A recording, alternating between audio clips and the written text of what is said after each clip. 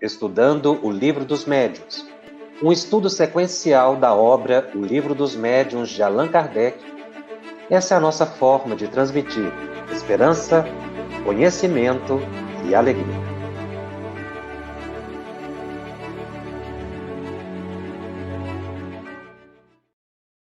Olá, minhas amigas e meus amigos. É com imensa alegria que nós retomamos aqui o estudo de O Livro dos Médiuns para a continuidade do nosso aprendizado. Este é o programa de número 36 da série Estudando o Livro dos Médiuns. Nós estamos no capítulo 9 da segunda parte, e o tema é Lugares Assombrados. Este é o segundo programa que nós trataremos deste tema, ou desenvolveremos esse capítulo.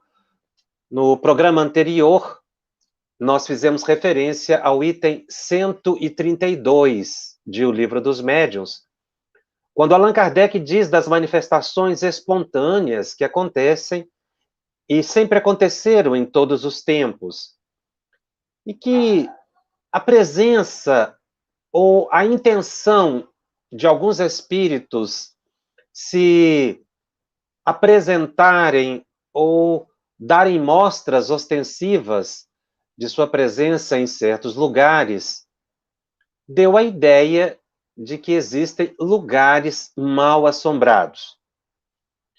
Todo esse capítulo, Kardec desenvolve o tema, faz uma longa entrevista com os espíritos, procurando saber da veracidade da questão dos lugares assombrados.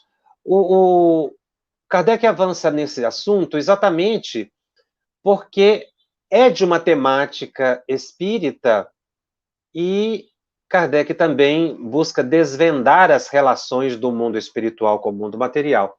Ele queria saber se existem efetivamente lugares mal assombrados. Nós vamos concluir que não existem lugares mal assombrados.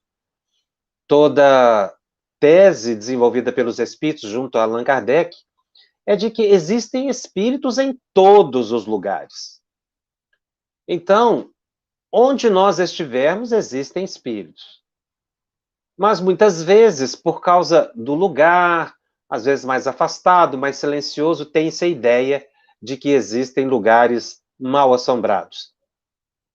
Mas, efetivamente, os espíritos podem, em certos lugares, insistentemente darem mostra da presença deles, o que faz com que o leigo pense que existam lugares mais mal assombrados. Mas nós, estudantes da doutrina espírita, temos que superar esse entendimento para compreender que realmente em muitos lugares que nós possamos considerar como lúgubres, né, realmente ali podem existir espíritos, e que dariam a manifestação da presença, mas não utilizar a expressão mal assombrados. São lugares frequentados por espíritos, como a nossa casa é frequentada também por espíritos. Então, Allan Kardec, nesse item 132, faz a primeira pergunta: os espíritos se apegam unicamente às pessoas ou também às coisas? Apenas para recordar, os espíritos respondem a Kardec: depende da elevação deles. Alguns espíritos podem apegar-se aos objetos terrenos, os avarentos, por exemplo, que esconderam seus tesouros e que ainda não estão bastante desmaterializados, muitas vezes se obstinam em vigiá-los e montar-lhes guarda. A segunda pergunta que Allan Kardec faz aos espíritos nessa enquete, buscando entender os lugares de predileção dos espíritos, é no seguinte sentido: os espíritos errantes têm lugares de sua predileção? E aí é importante nós entendermos a pergunta, quando Kardec indaga se espíritos errantes têm lugares de sua predileção. O que são espíritos errantes? Porque a palavra errante no dicionário significa aquele que anda sem destino, o nômade. Mas não é nesse sentido que a palavra errante é empregada pelos espíritos.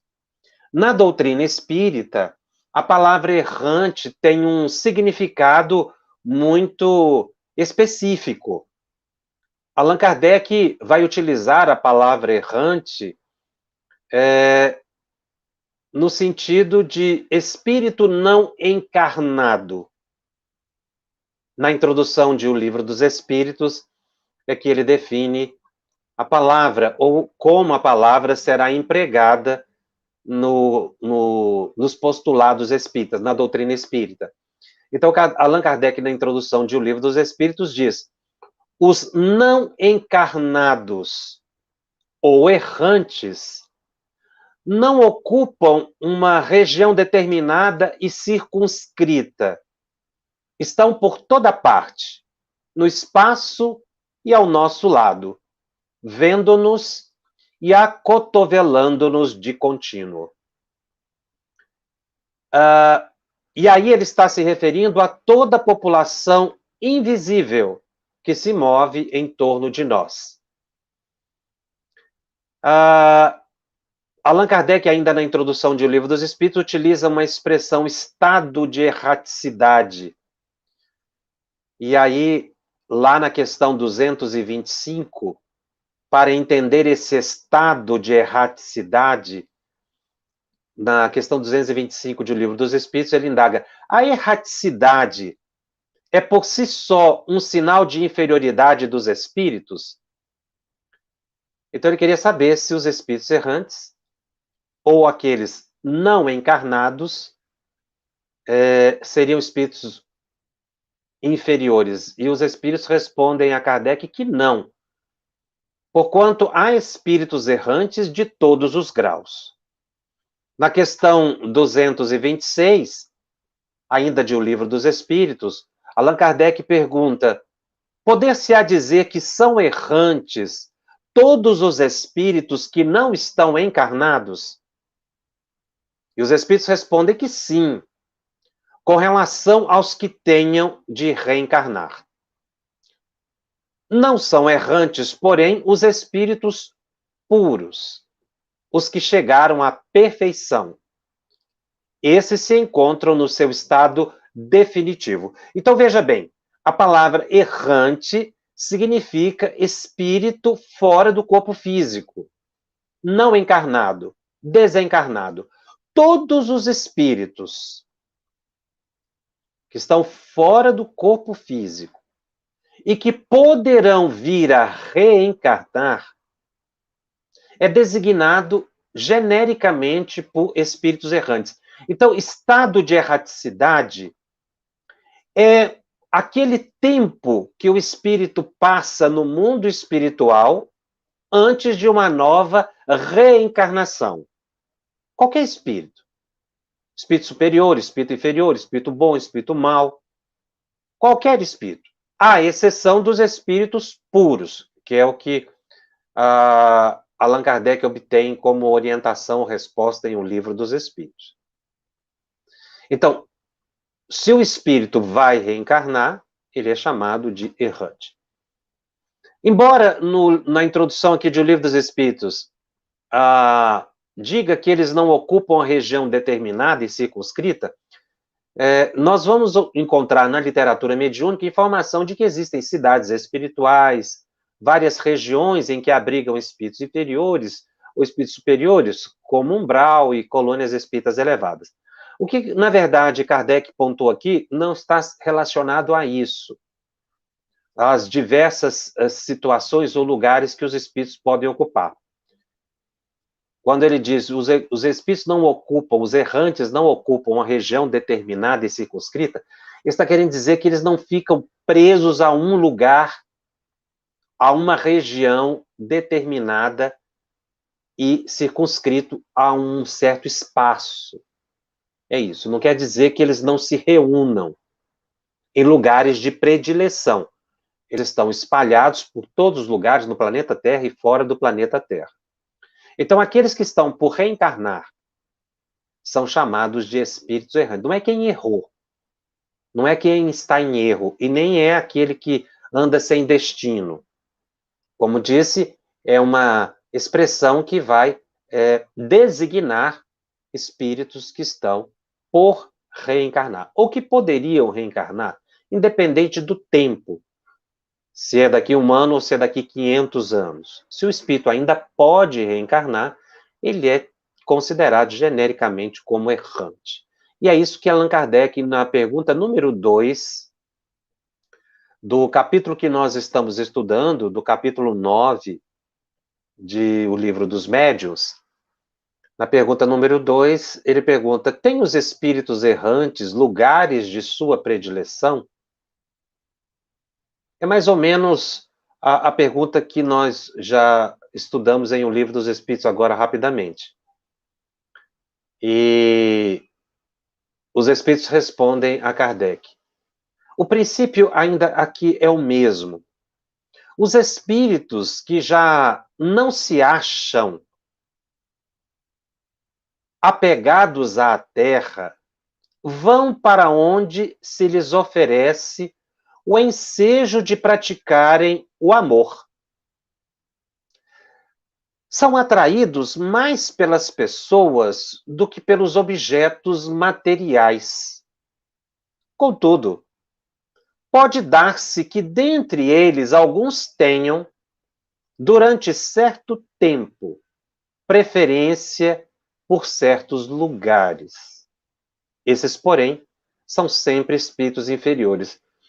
Aqui os espíritos esclarecem para Allan Kardec que quando o espírito está desprendido dos interesses materiais, ele vai buscar lugares em que ele possa progredir, fazer o bem, exercitar o amor, vai para junto daqueles com os quais ele pode trabalhar em benefício do próximo. E em trabalhando, conquistar a sua evolução. Ou seja, aqui os espíritos nos convidam para, quando nós nos desprendermos dos interesses materiais, nós buscarmos o nosso progresso, não ficarmos presos a lugares. Mas para que isso possa acontecer depois da desencarnação, nós já temos que ter um certo desprendimento, um desapego dos bens materiais. Aqui, bem entendendo o que estamos querendo dizer, não é desvalorizar ou desmerecer os bens materiais, não é isso. Nós temos que respeitar, dar um bom uso ao dinheiro, aos objetos que possamos ter, ou seja qual for o ambiente que nós estejamos colocados. Não termos apego, mas valorizarmos. Seja uma choupana, um pequeno pedaço de chão ou um palacete. Nós temos que valorar esses ambientes, agradecendo a Deus por estarmos utilizando, na visão de que somos usufrutuários, que não temos a posse dele eternamente, que um dia nós teremos que nos desprender desses objetos, das coisas. Isso é um exercício psíquico, e muitas vezes a pessoa fica muito apegada realmente às coisas que tem, um apego exagerado. Chegam a cometerem crimes por causa de patrimônio material. E isso faz com que essas pessoas, depois de desencarnadas, permaneçam vinculados a esses lugares. Porque ficam como que vigiando essas coisas, pela vinculação que criam. A casa, a espaços físicos, a posses, a objetos. Mas isso é um exercício que a gente não pode fazer depois que desencarnar. Como disse, nós temos que dar valor e respeitar, não sermos esbanjadores dos bens que temos, quando os temos. Mas também não termos um apego tal em que a gente ame os objetos a tal ponto de corrompermos a nossa emoção, os nossos sentidos, pelo prazer da posse dos bens materiais. é bem diferente. E é isso que Allan Kardec está dizendo aqui, que quando o espírito, a pessoa tem preferência por determinados lugares, de acordo com o aprendizado que ele teve quando encarnado. A questão número 3 de Allan Kardec é a seguinte: o apego dos espíritos a uma localidade, sendo sinal de inferioridade, constituirá igualmente prova de que eles são maus. Então, um espírito pode estar ligado a uma localidade. Quer dizer que ele é mau? Não, respondem os espíritos. Certamente que não. Pode um espírito ser pouco adiantado. Ele falou que é inferior, ele não falou que é mau. Sem que por isso seja mau. Não se observa o mesmo entre os homens? Então, o apego ao lugar é sinal de inferioridade, porque nós temos que nos desprender da matéria, dos bens materiais, do apego, tanto a pessoa, como lugares, como coisas, porque isso é que constitui elemento de perturbação para nós depois de deixarmos a vida física. E é isso que Allan Kardec verificou no seu estudo, de que as pessoas continuam com os mesmos interesses depois da desencarnação. Mas também há um outro episódio ou uma outra situação que vincula o indivíduo a certos lugares,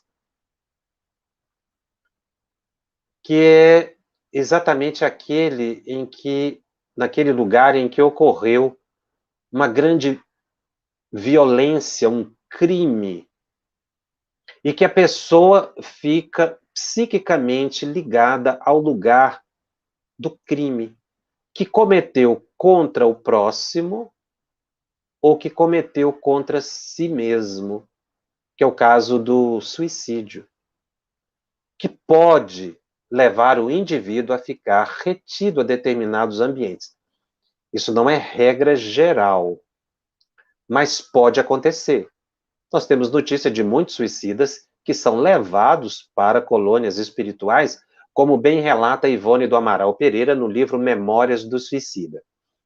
Mas a mesma médium Ivone Pereira, no livro Recordações da Mediunidade, no capítulo 6, ela dá um testemunho, ela intitula inclusive o capítulo Testemunho, dessa situação de um espírito que fica apegado no lugar e que médiuns podem perceber. Então, esse episódio da vida dela é muito ilustrativo para o nosso tema, exatamente porque ela vivenciou um episódio que ela considerou como um testemunho da sua mediunidade. Nós vamos ler alguns trechos e convidamos a todos para ler com cuidado e estudar esse capítulo. Ela começa a narrativa mais ou menos assim: até hoje, não sou realmente capaz de me explicar a verdadeira razão pela qual, no mês de junho de 1935, me vi desembarcando na estação da antiga estrada de ferro Leopoldina Highway, na cidade fluminense de Petrópolis. Ela diz que teve necessidade de se hospedar na casa de amigos na cidade de Petrópolis. E ela descreve exatamente esse tempo que ela passou. Ela continua dizendo: a residência que me deveria hospedar localizava-se num bairro sombrio e afastado do centro urbano, nas proximidades de um convento da Ordem das Carmelitas e de um seminário da Ordem de São Vicente de Paulo, o que envolvia a casa em perenes sugestões de melancolia. A casa fora construída por um operário alemão e que, por motivos financeiros, mais tarde se suicidara no sótão. O chalé era antigo E a casa era pintada de branco e vermelho. A casa toda de madeira lembrava as edificações alemãs e suíças. Ivone continua narrando, dizendo assim: apesar do estilo atraente da casa, considerei aquele lugar verdadeiramente lúgubre. E ao penetrar na casa, que ficava nesse terreno isolado, rodeada de sombras, assim que adentrei, eu tive uma forte sensação de angústia, de aflição, que me constringiu de tal modo o coração que eu regressaria imediatamente ao meu antigo domicílio, se as circunstâncias que eu então vivia me houvessem permitido. Logo na primeira noite ali passada, não pude conciliar o sono, não consegui repousar, porque prenderam-me a atenção gemidos continuados e estertores indefiníveis, murmúrios confusos, sem que eu pudesse compreender. Eu ouvia como que alguém que pretendesse falar alguma coisa claramente, mas a palavra era arrastada e eu não conseguia entender.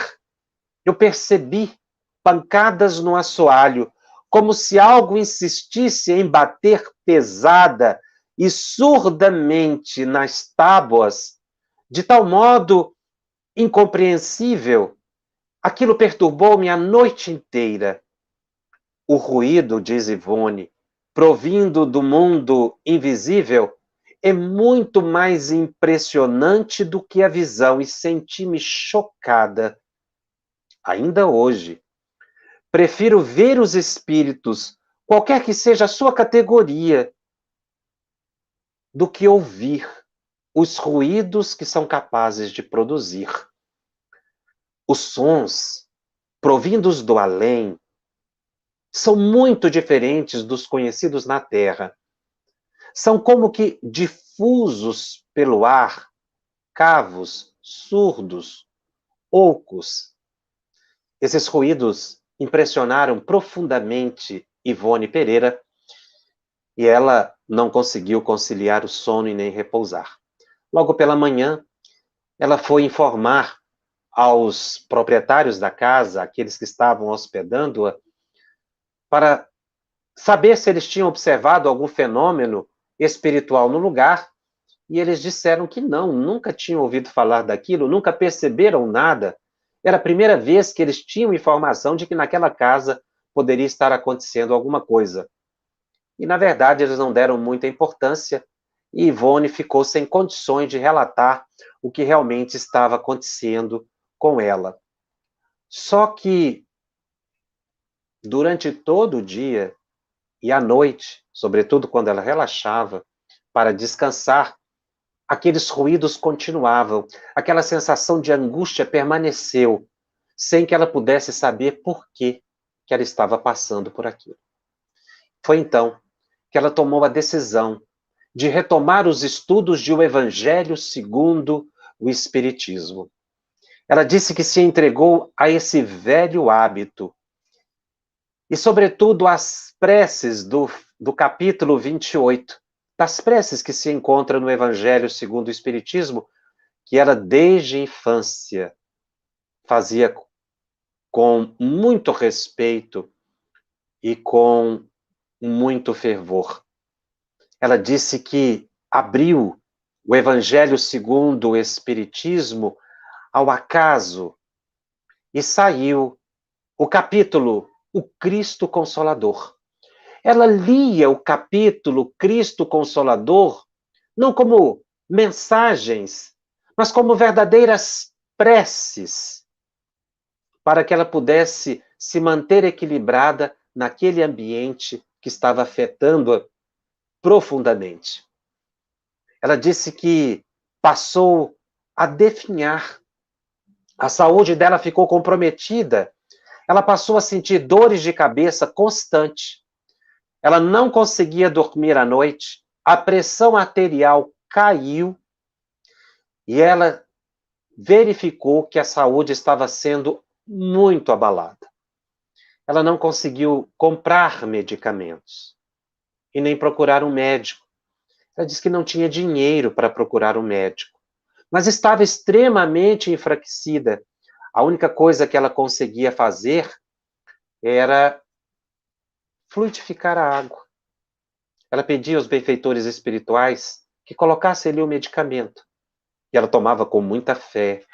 Foi então que ela resolveu, depois de mais ou menos 2 meses, visitar o sótão. Quando ela penetrou o sótão, ela sentiu o corpo gelar. Ela sentiu uma influência contundente e começou a chorar copiosamente, sem saber por que chorava. Ela não viu nada. Foi uma sensação de frio e desejo de chorar, intensos. E foi a partir daí, 2 meses depois dela estar naquela angústia toda, que ela conseguiu verificar o que estava acontecendo. Ela viu, diz ela, com precisão no assoalho do sótão, um homem que se esvaía em sangue. Ele debatia-se em convulsões, numa agonia dolorosa, murmurava palavras ininteligíveis, agitava braços e pernas. Eram os braços e pernas desse espírito que provocavam os ruídos que tanto perturbavam Ivone, que ela considerava ruídos horríveis, horrorosos. Eram os ruídos das batidas de braços e pernas. Foi então que ela percebeu que aquele homem que estava envolto em sangue havia dado um tiro no próprio coração. Ele havia se matado naquele lugar. Era o antigo proprietário da casa. Foi então que ela ficou numa situação e fez uma pergunta para tentar compreender o que fazer naquele momento. Ela fez uma pergunta silenciosa: o que poderei fazer por ele, que estava ali nitidamente aos seus olhos espirituais?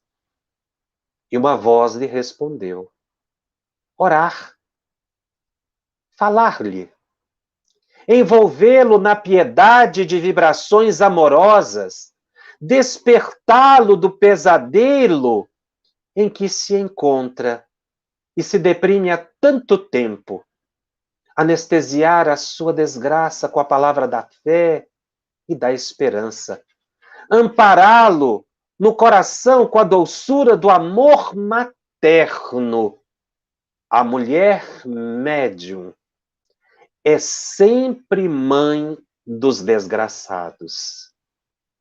Sussurraram-me aos ouvidos as piedosas palavras dos assistentes invisíveis que me protegiam e me permitiam o fenômeno.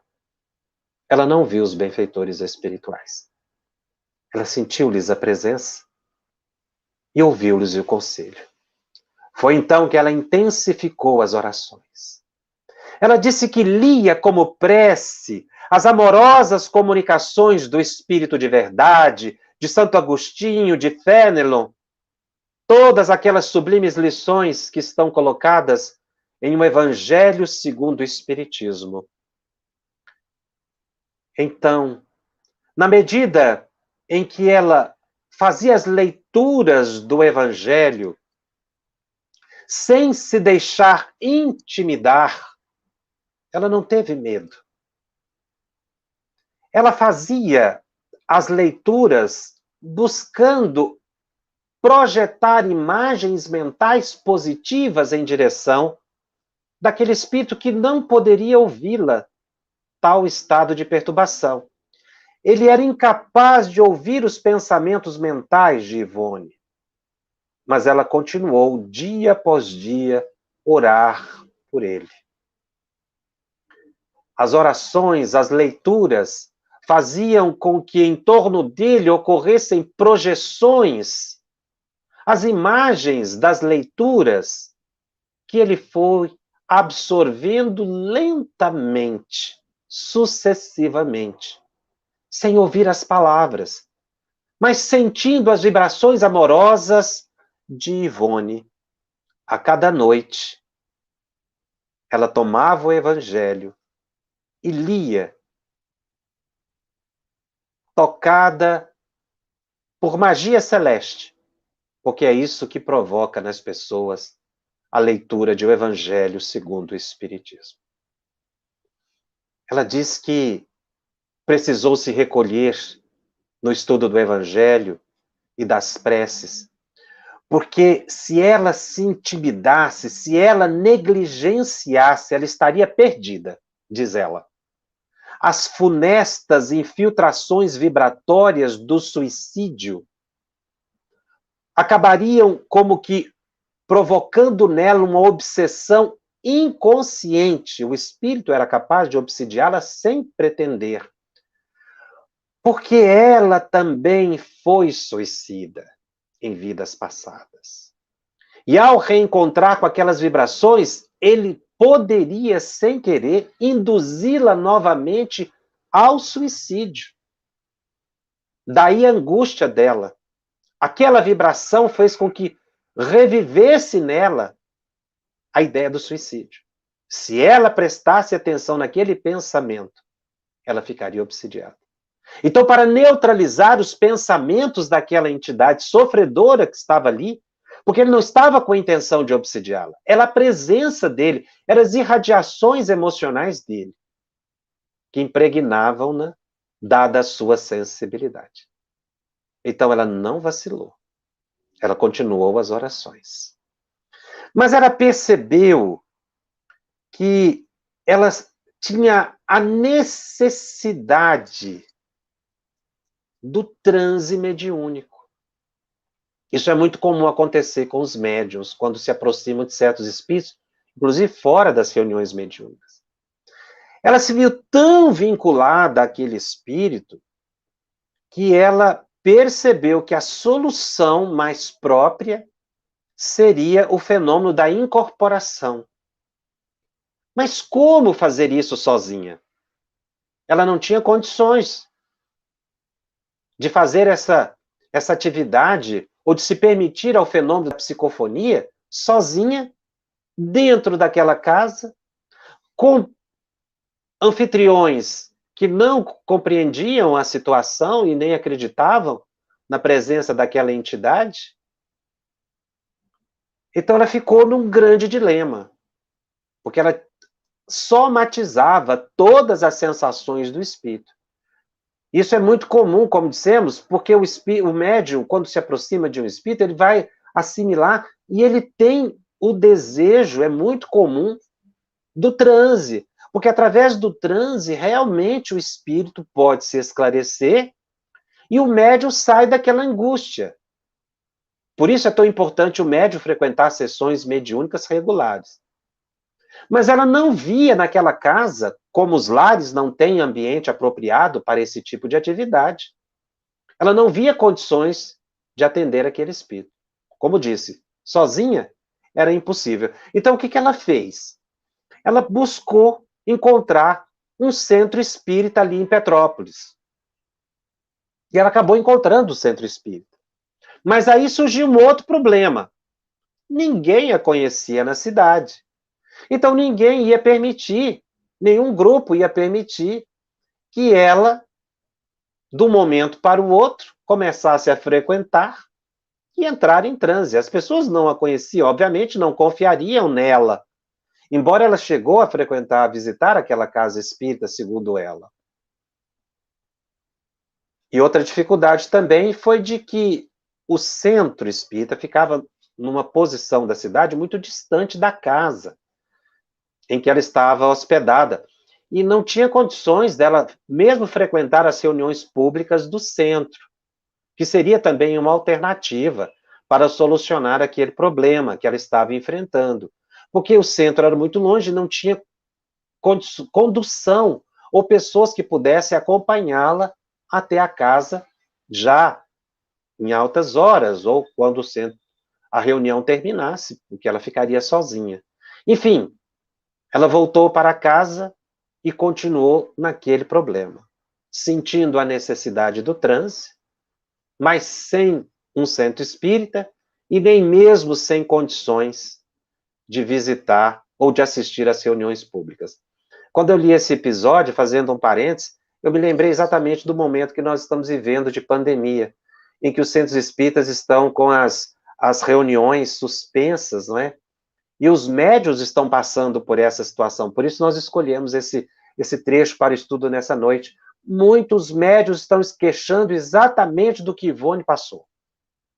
Entram em contato com os espíritos, sentem a presença dos espíritos, angústia, a dor, às vezes não enxergam claramente com essa evidência que a Ivone tinha, ou não ouvem como Ivone ouvia, por causa da capacidade mediúnica dela, e a mediunidade dela era de resgate profundo, mas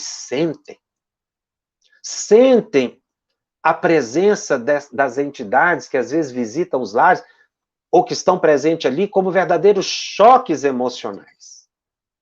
E aí que muitos tentam a solução de fazer a reunião mediúnica em casa, o que é inadequado. Como a própria Ivone diz aqui, o ambiente não permitia. Ela estava muito ligada ao espírito. Ou então, a ideia que alguns tiveram de fazer a reunião mediúnica virtual, o que é a mesma complicação, porque a pessoa ainda está sozinha. Uma médium como ela, sonâmbula, diante de um aparelho celular ou de um computador, teria uma crise e poderia, inclusive, ter um surto, agravando mais a sintonia com o espírito e chegar ao suicídio. Então é muito arriscado você induzir uma pessoa, um médium sonâmbulo, um médium que tem a psicofonia sonambúlica, que não tem domínio pessoal, é muito difícil você induzi-lo ou arriscado a uma psicofonia a longa distância, tentando orientar o computador. Porque a pessoa não tem controle. Agora, nós verificamos que essa medida deve ser refletida para evitar piores prejuízos. Porque uma pessoa inexperiente pode entrar num transe, não sair do transe, e isso ser considerado como um surto psicótico e a pessoa ficar em graves dificuldades. Foi a situação que Ivone se viu. Sem o centro espírita, sem poder frequentar reunião pública e sentindo dentro da casa um espírito suicida que a afetava profundamente, porque ela também fora suicida. É o momento que nós estamos passando. Qual foi, então, a solução que Ivone encontrou? Ela entendeu que ela mesma, sozinha, deveria esclarecer aquela entidade. Não teria outra solução. Não tinha o centro, não tinha reunião pública, não tinha ninguém dentro da casa para estar com ela. Ela, então, assumiu amorosamente. Achei linda essa expressão. As mulheres médiuns são sempre mãe dos desgraçados. E ela assumiu essa tarefa maternalmente. Ela continuou diariamente a ler os capítulos do Evangelho segundo o Espiritismo, como preces, para que aquele espírito pudesse captar-lhe o pensamento, porque ele era incapaz de ouvir. E assim o fez, durante longo tempo, sucessivamente, resistindo ao assédio, tendo paciência, tendo tolerância, cuidando da própria emoção, porque se ela vacilasse, ela poderia ser induzida ao suicídio, poderia entrar num estado de gravidade de saúde, ela estava enfraquecendo porque perde fluido ectoplasmático médio nessa categoria. Mas ela não viu outra alternativa. Ela teria que consolar aquele espírito. Era um compromisso dela. Não foi por acaso que Ivone foi parar naquela família. Foi aí que ela tomou o Evangelho, segundo o Espiritismo, como o grande remédio da alma. E realmente o é. Não existe milagre para solucionar problemas como esse. Não é o transe, sozinho, não é a reunião mediúnica em casa, não se pode ir ao centro. É a tarefa de amor que o médium deve exercer. Porque quando se lê o Evangelho segundo o Espiritismo, e não precisa ler em voz alta, é pelo pensamento. As imagens se projetam no ambiente e os espíritos vão assistindo essas imagens. Ou como esse suicida do sótão, mesmo sem ouvir mentalmente as palavras, aquelas frases foram balsamizando. Ela ficou 1 ano nessa situação. Quando estava completando 1 ano de orações diárias, de paciência, de humildade, de fortalecimento da fé, o espírito Charles e Camilo Castelo Branco, Charles, que foi seu pai em vida passada e era o seu mentor nessa encarnação, fez-se visível a ela. Eles estiveram o tempo todo do lado dela, mas era o testemunho de Ivone. E Charles, então, pôde explicar por que ela passou por aquela situação. Ele disse a ela: também tu foste suicida. E como tal, muito fizeste sofrer a outrem, mesmo aqueles que te procuraram socorrer como espírito. Seria necessário, diz Charles, para teu desagravo, para tua honra espiritual, que um dia testemunhasses valores em torno do complexo suicídio e retribuísses a outrem o auxílio que obtiveste com a caridosa assistência daqueles que te socorreram outrora. Tu faliste. Pela falta de fé em ti mesma e no poder de Deus. Assim, ligada a ti pelas correntes afins humanizadas, a entidade suicida adquiriu condições para se reanimar e perceber o que se tornava necessário à melhora do próprio estado, revigorando-se vibratoriamente. Então, aquele contato dele, do espírito com a Ivone, as preces, foram revigorando a entidade. Ela estava esclarecendo o espírito. Ou como a palavra que se usava à época, ela estava doutrinando os espíritos. Sem palavras audíveis, mas pelo pensamento, provando que a desobsessão não se dá somente pelo transe. Porque os benfeitores espirituais poderiam ter tirado aquele espírito do ambiente antes. Por que não fizeram? Porque era o testemunho da Ivone. Mostrando que o transe não é sempre necessário, mas são necessárias as preces, a vigilância do médium, a mudança de comportamento, para que o processo desobsessivo se desfaça. Muitos médiuns reclamam de assédios obsessivos. O que fazer? Não há milagre. É leitura do Evangelho, é oração diária, é fé, é paciência, é tolerância. Porque assim, diz Charles a Ivone, como doses homeopáticas, vai se suavizando a dor daquela entidade.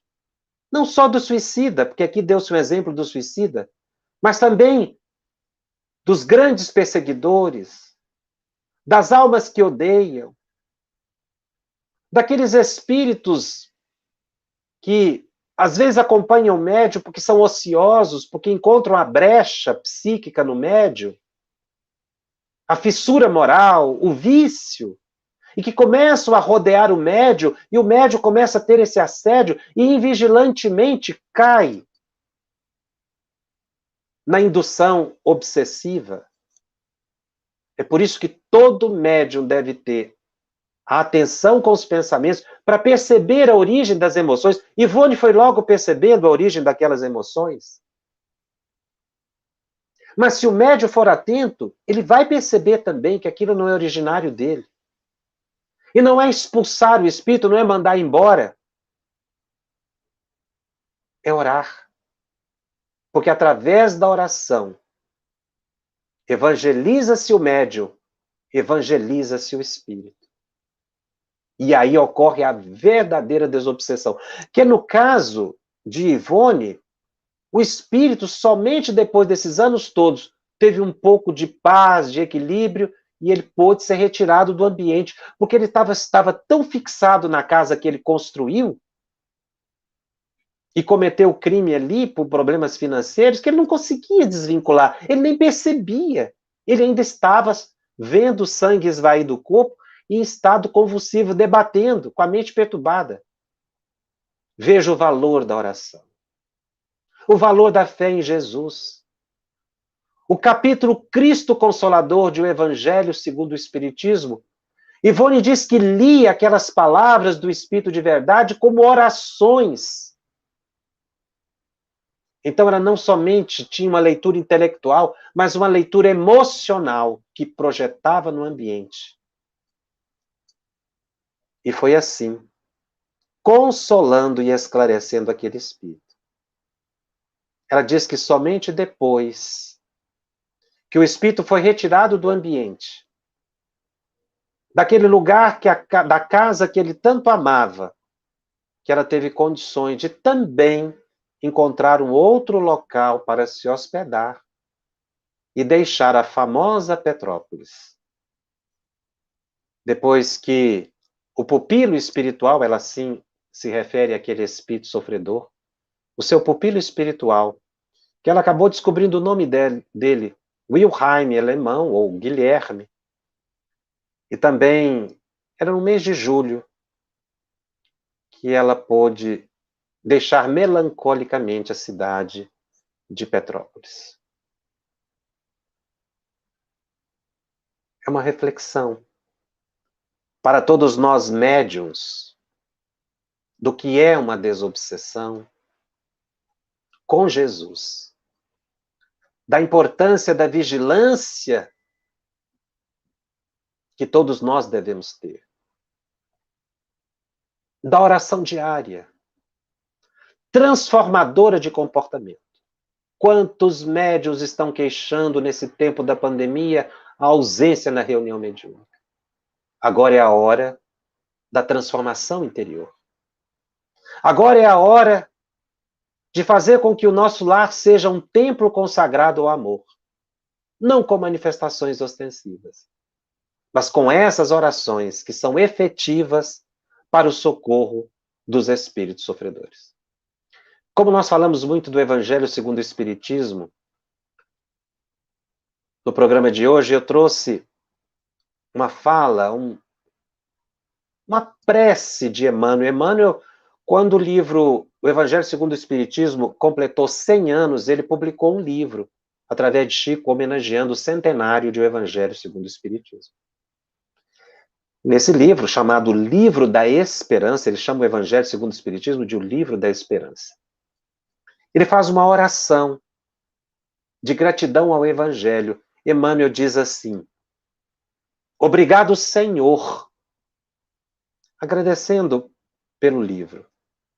não somente por nós, que devemos a essas páginas as mais belas aspirações na tarefa do cristianismo redivivo, mas também por aqueles que se transfigurariam, por aqueles que as transfigurariam em bússola salvadora, nos labirintos da obsessão e da delinquência. Pelos que as abraçaram, quais âncoras de apoio em caliginosas noites de tentação e desespero. Por aqueles que as consultaram nos dias de aflição e desalento, aceitando-lhes as diretrizes seguras nas veredas da provação regenerativa.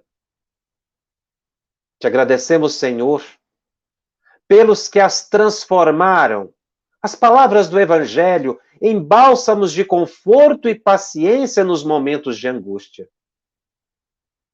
Pelos que ouviram junto delas o teu pedido de oração e de amor a bem dos inimigos, esquecendo as afrontas que lhes retalharam os corações. Senhor, diz Emmanuel, te agradecemos, o Evangelho segundo o Espiritismo, por aqueles que apertaram esse livro bendito de encontro ao peito, para não tombarem asfixiados pelo pranto da saudade e da desolação à frente da morte.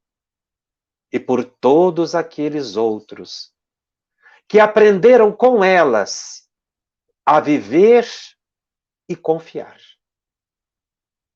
servir e desencarnar, bendizendo-te o nome. Ó Jesus, no luminoso centenário de o Evangelho segundo o Espiritismo, em vão tentamos articular diante de ti a nossa gratidão jubilosa. Permite, pois, que agradeçamos em prece a tua abnegação tutelar e enlevados ante o livro sublime que te revive a presença entre nós. Deixa que te possamos repetir humildes e reverentes. Obrigado, Senhor. É a gratidão de Emmanuel por esse livro bendito, que foi a salvaguarda de Ivone Pereira. Ela diz que escreveu essa história 26 anos depois do ocorrido,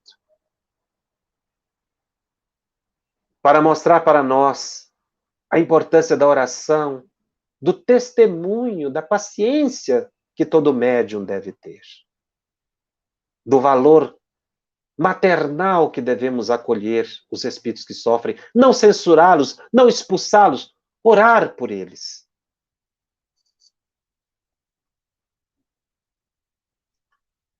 Nós vamos continuar esse capítulo belíssimo no programa da semana que vem.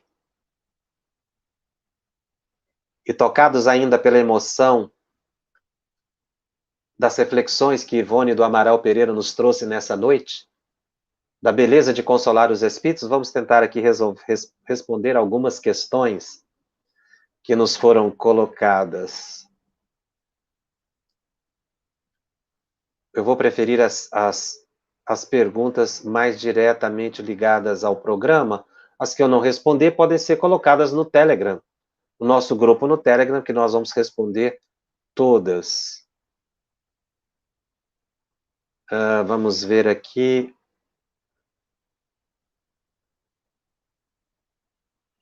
A Gisela Marinho. Dona Ivone ouvia os sons do espírito suicida por ter já vivido semelhante situação ou por ser ela médium? Ela era médium audiente, clara e audiente. Ela ouvia porque ela é médium clara e audiente. Tá? Na verdade, ela perceber o espírito naquela condição chocou, não em função da faculdade mediúnica, mas pelo problema da reencarnação, e como ela disse, ela teve que ficar vigilante porque o espírito, pelas irradiações dele, poderiam induzir lá o suicídio. O espírito poderia obsediá-la inconscientemente. Ele seria um obsessor inconsciente. Ele estaria obsidiando sem querer. Mas ela ouvia pela faculdade mediúnica e não por ter sido suicida. A Célia pergunta, tenho uma dúvida, o ectoplasma emanado pelo médium de efeito físico é o seu fluido vital? Nós temos no corpo um conjunto de fluidos que nós vamos nominando conforme a sua função. O ectoplasma é uma parte desse fluido, no qual contém também fluido vital. Ele não é todo o fluido vital do médium, porque se tirar o fluido vital do médium, ele desencarna. Então, ele exterioriza o fluido vital, o ectoplasma, não é? Que é o fluido animalizado. Ectoplasma é uma expressão que foi designada depois, não por Kardec, mas que ele contém sim fluido vital, por isso desgasta tanto os médiuns de efeito físico. A Dalva nos pergunta, não só aqueles que têm a mediunidade ostensiva, mas todos nós podemos agir como Ivone em relação aos nossos desafetos, que muitas vezes nos acompanham? É exatamente isso, Dalva, que nós procuramos trazer no programa de hoje. Independente da gente ter vidência, clarividência, clareaudiência, ou ser médium psicofônico, vamos orar o Evangelho. Isso não é uma atitude mística, é terapia, é terapêutico. Porque essas irradiações emocionais de Ivone iam também fluido ectoplasmático, juntamente com o fluido amoroso dela, não é? Que era remédio para o espírito. Isso foi ao longo do tempo, tirando o espírito daquele estado de perturbação, e ele pôde ser retirado do ambiente. Então, nós devemos fazer isso, independente se somos médiuns ostensivos ou não. É essa a nossa tarefa de estudantes do Espiritismo. Começarmos a aplicar esse conhecimento, não para entrar em transe, não para buscar desdobramentos, exercícios mediúnicos em casa. É para ficarmos conscientes e seguros. E essa consciência é dada pelo Evangelho segundo o Espiritismo. É claro que quando terminar a pandemia, nós vamos voltar ao centro espírita, às reuniões mediúnicas, mas nós nunca podemos abandonar esse hábito da oração. Esse hábito de leitura do Evangelho, Chico Xavier também tinha. Ele disse que era o livro que ele carregava no bolso.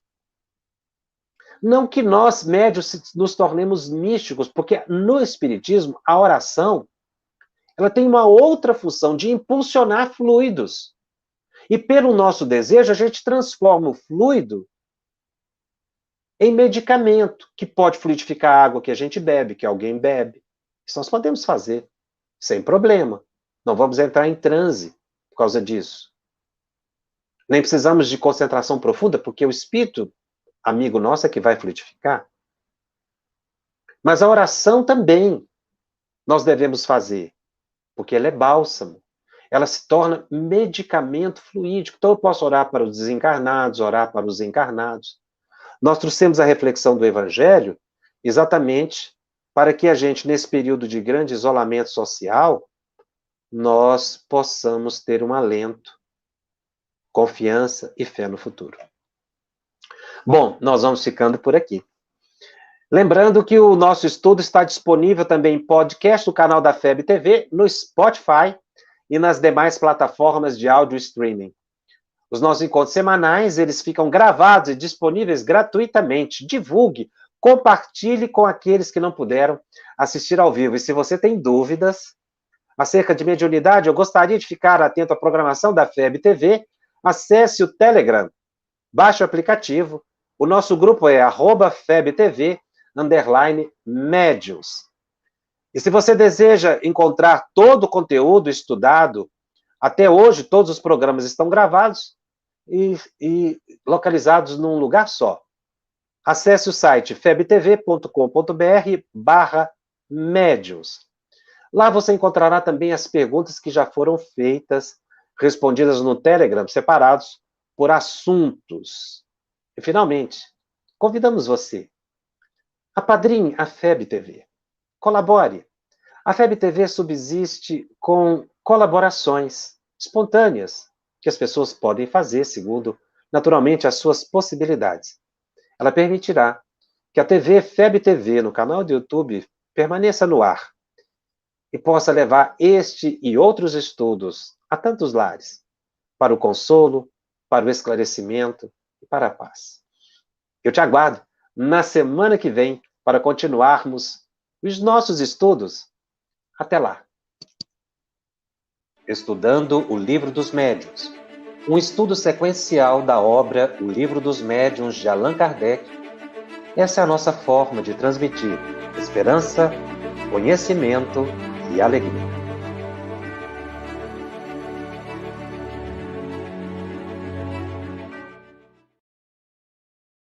Em 2020, sem sombra de dúvidas, foi um ano totalmente desafiador para todos nós e também para todas as instituições do mundo, e não foi diferente com todo o movimento espírita. Mas graças à FEB TV, os nossos congressos virtuais, webinários e muitas palestras e grupos de estudos chegaram às nossas casas, através dos nossos smartphones, tablets, computadores ou na tela da nossa TV. Por isso estou aqui para agradecer a você, que tem ajudado há mais de 2 anos a FEB TV estar no ar, trazendo aos nossos corações o consolo dessa doutrina tão balsâmica. Parabéns à FEB TV, parabéns a todos que fazem esse movimento fantástico e a você que tem contribuído com tudo isso. FEB TV, com você em todos os momentos.